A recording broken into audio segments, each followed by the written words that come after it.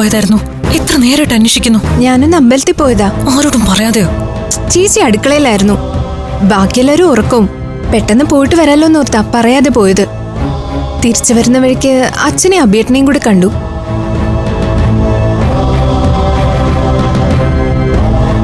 ഇതെന്താ എല്ലാരും കൂടി? കല്യാണം തന്നെയാ പ്രശ്നം. മാമി ഭയങ്കര ദേഷ്യത്തിലാ. ദേഷ്യമൊക്കെ ഞാൻ മാറ്റിത്തരാം. മോളെ, നീ ഒന്നും പറയാൻ നിൽക്കണ്ട. എന്റെ കാര്യം ഞാനല്ലത് പിന്നെ ആര് പറയും? ചേച്ചി വാ.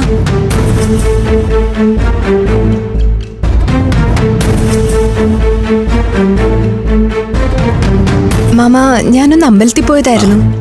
എന്നിട്ട് നീ ഏതോ ഫ്രണ്ടിനെ കാണാൻ പോയതാണെന്നാണല്ലോ അമൃത പറഞ്ഞേ. അത് കമർദീച്ചയോട് ചോദിക്കാം. മോളെ, ചേച്ചി ഇതിൽ ഇടപെടണ്ട.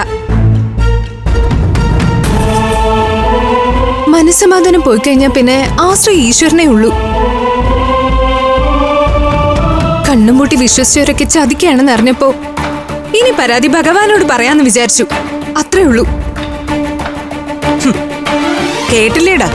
തൃപ്തിയായില്ലേടാ നിനക്ക്? ഞാൻ പറഞ്ഞു കഴിഞ്ഞില്ല.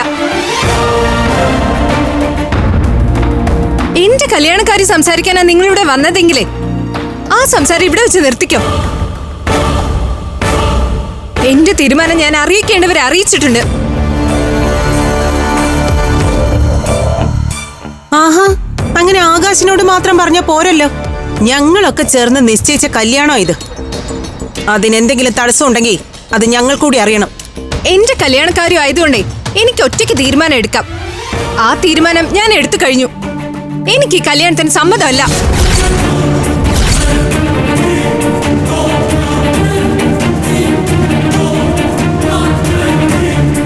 കൂടെ ജീവിക്കാൻ ഒരു പെണ്ണിനെയല്ല നിങ്ങക്ക് വേണ്ടതെന്നേ എനിക്ക് നന്നായിട്ട് അറിയാം.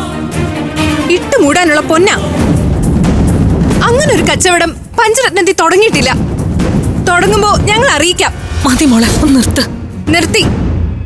പറഞ്ഞതൊക്കെ എല്ലാവർക്കും മനസ്സിലായി കാണുമല്ലോ. എന്റെ കല്യാണത്തിന്റെ പേരിൽ ഇനി ഇവിടെ ഒരു സംസാരവും വേണ്ട. ഈ കാര്യത്തിന് വെറുതെ എന്നെ പിന്നാലെ വരെയും വേണ്ട.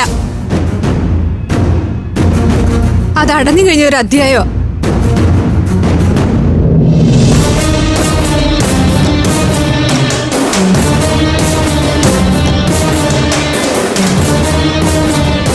ഇതെന്താ ചന്ദ്രേട്ടാ ഈ കേൾക്കുന്നേ?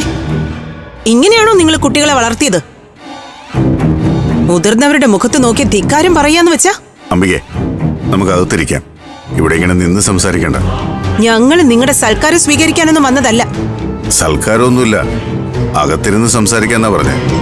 വാ. ഫ്ലവേഴ്സ് സ്മാർട്ട് ഷോ ശനി ഞായർ ദിവസങ്ങളിൽ രാത്രി 9:30 ഫ്ലവേഴ്സിൽ.